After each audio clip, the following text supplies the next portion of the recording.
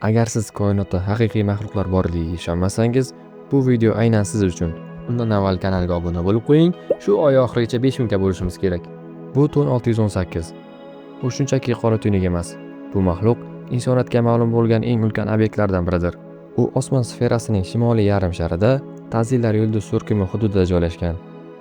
Bizdan 18 milliard yorug'lik yili uzoqlikda bo'lishiga qaramay, Yer yuzidagi o'ta kuchli professional teleskoplar orqali uning dahshatli va yorqin markazi kvazarni kuzatish mumkin.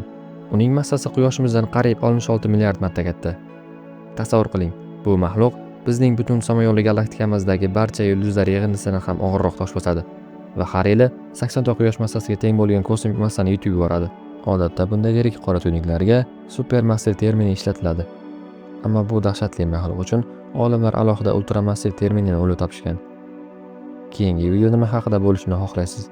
Kommentariyada yozib qoldiring.